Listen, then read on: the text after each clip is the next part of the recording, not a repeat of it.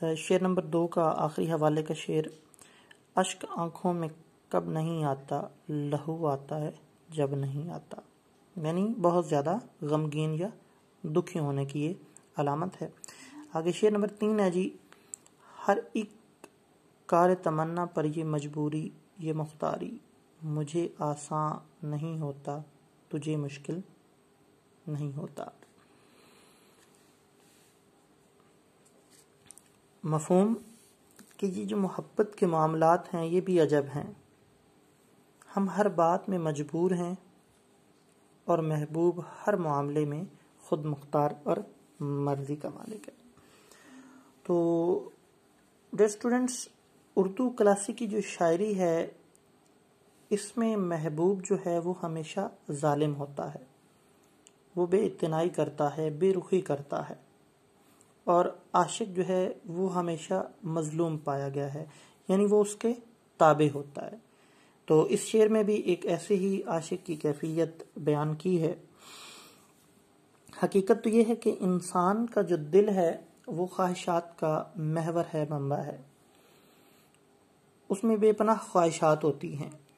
اگر انسان ان خواہشوں کو پالے تو بہت زیادہ خوش ہوتا ہے، اگر وہ خواہشیں ادھوری رہ جائیں تو پھر اس کو بہت زیادہ دکھ اور تکلیف پہنچتا ہے۔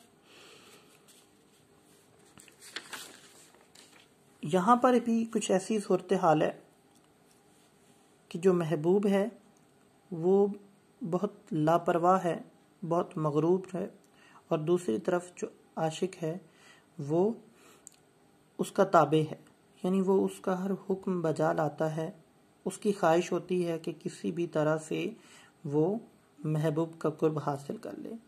یعنی وہ اس کا تابع فرما اسی لیے ہے کہ وہ اس کا قرب حاصل کر لے، اور یہاں پر اس کی کیفیت جو ہے کہ وہ اس کی مرضی کے بنا سانس بھی لینا محال سمجھتا ہے، وہ اس کا ہر حکم بجا لاتا ہے اور اس کی ہر بات مانتا ہے۔ لیکن دوسری طرف محبوب ہے کہ اس کو اس کی کسی بات کی پرواہ ہی نہیں ہے، وہ اس کو اہمیت ہی نہیں دیتا۔ تو یہاں شاعر نے عاشق کی بے بسی اور مجبوری کا تذکرہ کیا ہے۔ خوبصورت حوالے کا شعر، محبت کیا ہے، تاثیر محبت کس کو کہتے ہیں، تیرا مجبور کر دینا میرا مجبور ہو جانا۔ تو محبت جو ہے وہ انہی الفاظ تک محدود رہ گئی ہے کہ محبوب کا کام ہے کہ وہ اس کو مجبور کرتا رہتا ہے اور عاشق بیچارہ مجبور رہتا ہے، یعنی اس کو کوئی اہمیت نہیں دی جاتی، وہ بے مروت رہتا ہے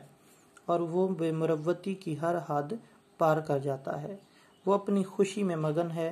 محبوب کو اپنی خوشیاں عزیز ہیں، عاشق کی اسے کسی قسم کی کوئی پرواہ نہیں ہے۔ شعر نمبر 4، ہمی ہنگامہ آرا تھے مگر ہم جب سے ڈوبے ہیں، کہیں طوفان نہیں اٹھتا کہیں ساحل نہیں ہوتا۔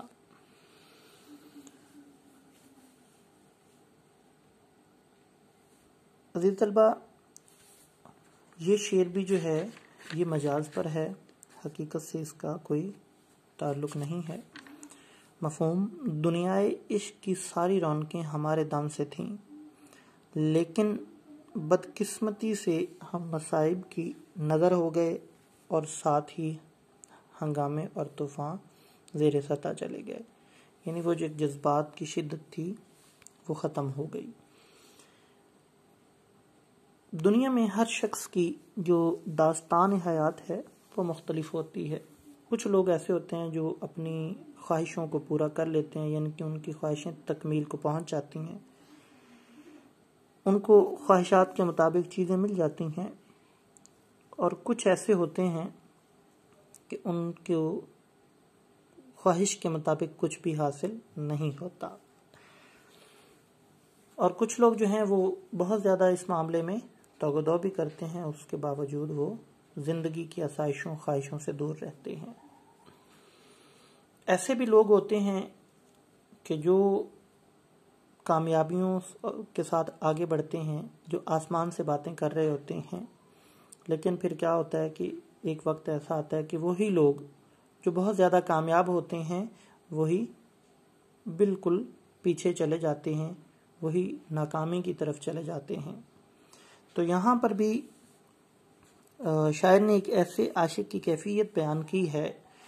کہ ایک وقت تھا، ایک زمانہ تھا کہ وہ محبوب کی محفل کی جان تھا، اس کے بغیر محبوب کی جو محفلیں ہیں وہ بے رونق ہوتی تھیں۔ پھر حالات ایسا ایسا بدلے، قسمت نے عاشق کو جو ہے وہ برے دن دکھا دیے، یعنی اس پر دن برے آ گئے اور اب محبوب کی محفل میں اس کی کوئی حیثیت ہی نہیں رہی۔ عاشق ایک طرف اپنی زندگی میں وفا شیاری کی انتہا کر رہا ہے، دوسری طرف محبوب ہے کہ وہ بے پرواہی کر رہا ہے، وہ مغرور ہوتا جا رہا ہے۔ عاشق محبوب کی ہر ادا پر مر مٹتا ہے، ہر حکم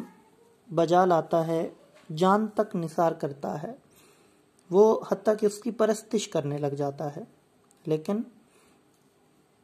محبوب اس بات کا ناجائز فائدہ اٹھاتے ہوئے غرور اور تکبر کرنے لگتا ہے۔ تو چونکہ عاشق نے بے شمار قربانیاں دی ہوتی ہیں، لیکن اس سے اس کی قربانیوں کا صلہ نہیں ملتا جو اسے چاہیے ہوتا ہے، الٹا محبوب اس کو تانے دیتا ہے، اسے